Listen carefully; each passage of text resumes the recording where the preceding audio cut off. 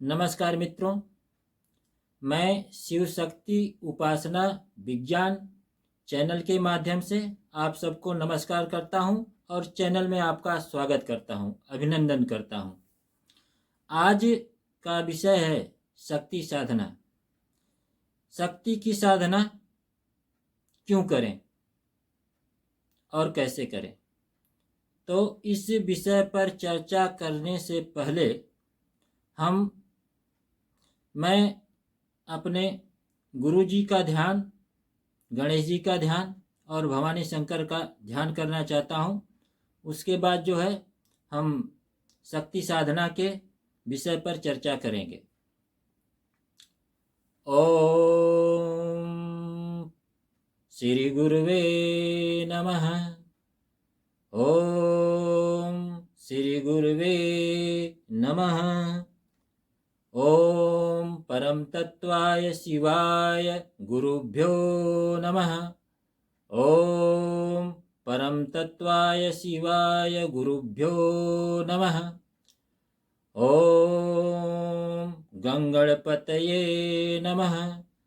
ओम वक्रतुंड महाकाय सूर्यकोटि संप्रभ निर्विघ्नं कुरु मे देव सर्वकार्येषु सर्वदा। ओम गंगणपतये नमः। सर्वमंगलमांगल्ये शिवे सर्वार्थसाधिके शरण्ये त्र्यंबिके गौरी नारायणी नमस्तुते। नारायणी नमस्तुते। नारायणी नमस्तुते। ओम भवानी शंकराय नमः। मित्रों, आइए चलते हैं विषय पर कि हम शक्ति की साधना क्यों करें। तो मित्रों, जब से इस ब्रह्मांड की रचना हुई है, इस ब्रह्मांड के सृष्टि का कारण शक्ति ही है। शक्ति के कारण ही इस ब्रह्मांड की सृष्टि हुई है। बिना शक्ति के कोई भी कार्य संपन्न नहीं हो सकता। तो हम चाहे कोई भी जीव हो, जो भी कार्य करता है वो शक्ति के माध्यम से ही करता है। अगर आप में हम में शक्ति न हो तो कोई भी कार्य हम संपन्न नहीं कर सकते। तो सारे कार्यों के पीछे जो है शक्ति ही कार्य करती है। हम तो यूं ही नाम कमाते रहते हैं कि ये कार्य मैंने किया, ये मेरा है, मैंने ऐसे किया, मैंने इतना पुरुषार्थ किया। लेकिन अगर शक्ति ही नहीं रहेगी तो कौन पुरुषार्थी, कौन करता? तो मित्रों, इसी कारण आदि से लेकर आज तक जितने भी ऋषि मुनि, ज्ञानी विज्ञानी हुए, संत महात्मा हुए, सब के सब शक्ति की आराधना की, साधना की। और शक्ति की साधना करके ही मुक्ति पाई जा सकती है। हमारे गुरु जी कहते हैं, श्री जगदम्बा दुबे, कि ग्रह नक्षत्र ब्रह्मांड घनेरे सब गतिमान तुम्हारे प्रेरे। वो कहते हैं कि इस ब्रह्मांड में जितने भी ग्रह नक्षत्र तारे हैं, पिंड हैं, शक्ति के ही कारण गतिमान हैं। बिना शक्ति के वो गति कर ही नहीं सकते। तो इस ब्रह्मांड में जितने भी पिंड हैं, उनके पीछे, उनके गति के पीछे शक्ति ही कारण है। इस धरा पर जो भी जीव उत्पन्न होता है वो भी शक्ति के माध्यम से होता है, अन्यथा जीवन उत्पन्न ही नहीं हो सकता। जीव की उत्पत्ति का कारण भी शक्ति है और जीव के जीवन यापन का कारण, भरण पोषण, सबका कारण जो है शक्ति ही है। शक्ति ही, माता भगवती ही सभी जीव जंतुओं का पालन पोषण करती है। शक्ति का रूप अनेक है, ये प्रकृति भी शक्ति का ही रूप है और ये धरा पर हम प्रकृति के माध्यम से ही जीवित हैं। ये प्रकृति नहीं होती, यहाँ पर नाना प्रकार के पेड़ पौधे नहीं होते तो हमको भोजन नहीं मिलता। भोजन नहीं मिलता तो जीवित रहना असंभव है। तो इसीलिए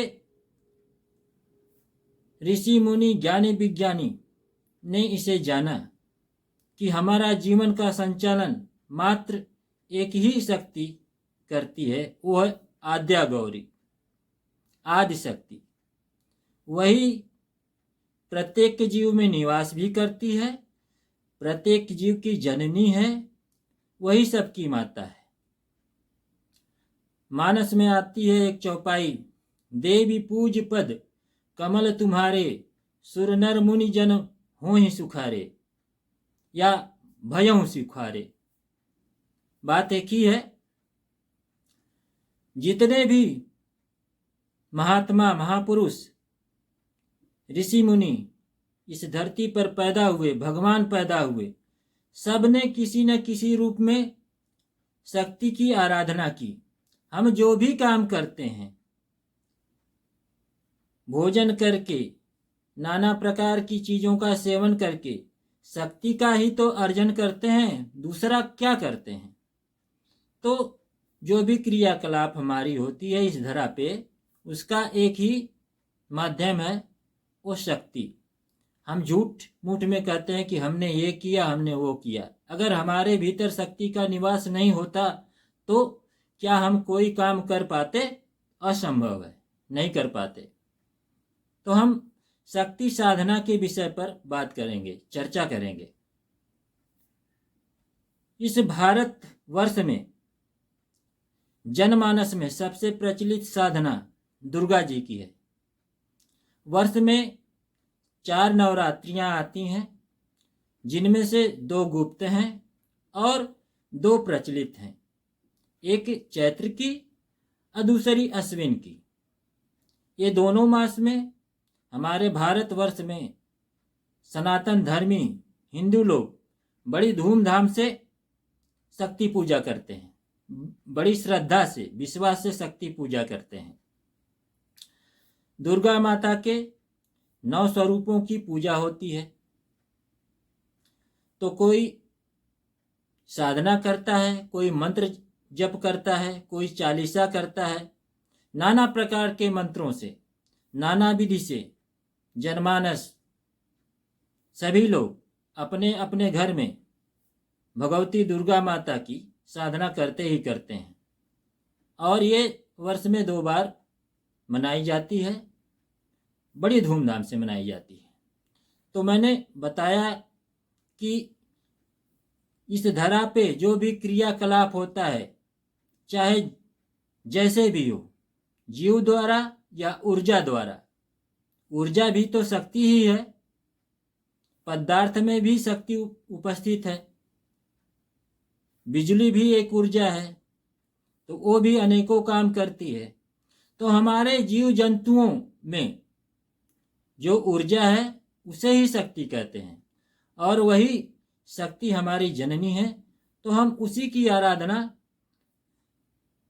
अनेक रूपों में नवरात्रि में करते हैं।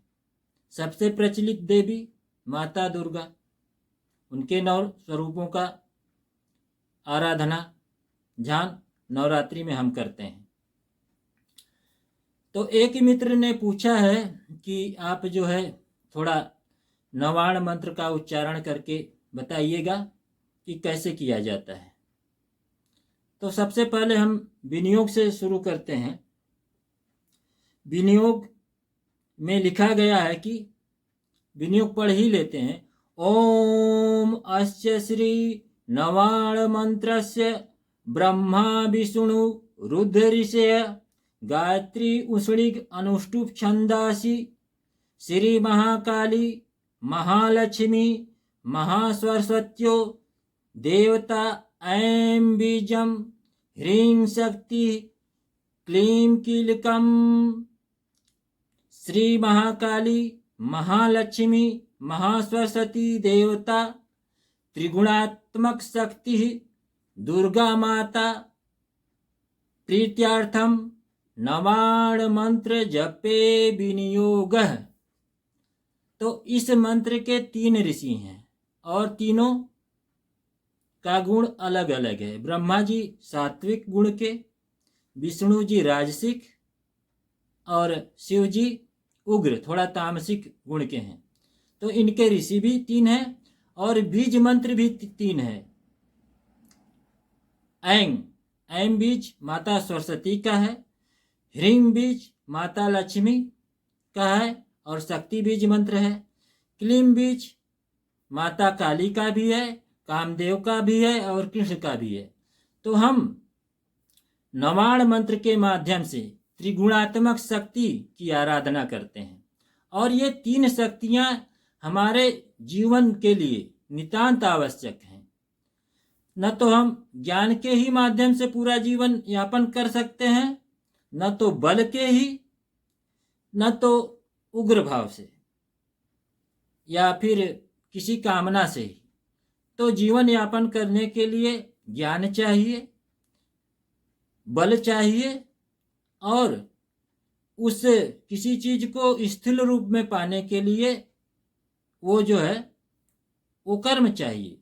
तो जिस चीज को हम स्थूल रूप में प्राप्त करते हैं वो हमारी कामना होती है। तो कामना पूर्ति माता काली करती हैं।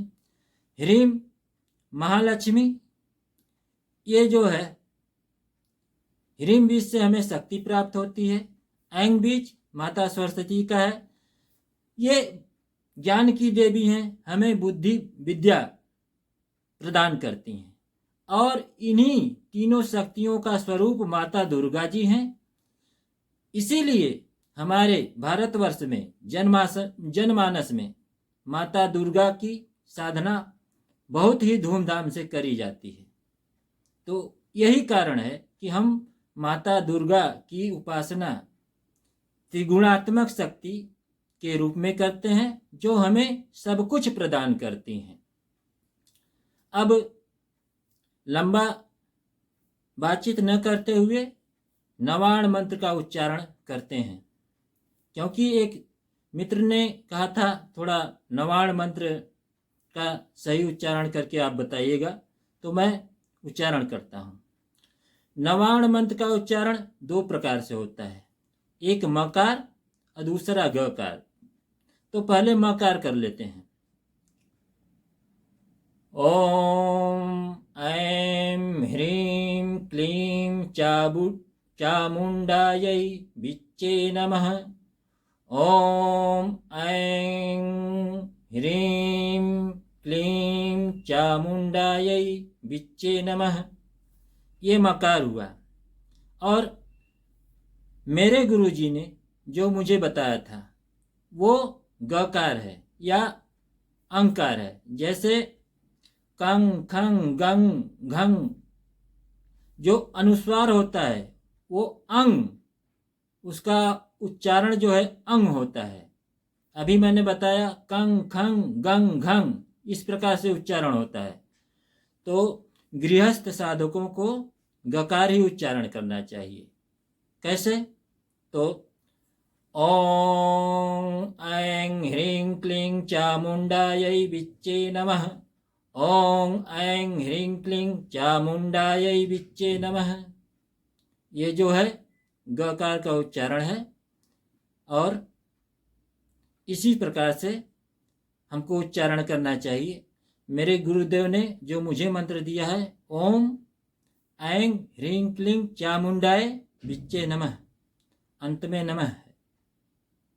तो अगर आप जो है मेरे जैसे मंत्र जपना चाहते हैं तो उसमें जो है नवाण मंत्र में शुरू में ओम और अंत में नमः, ये मंत्र मुझे प्राप्त हुआ है।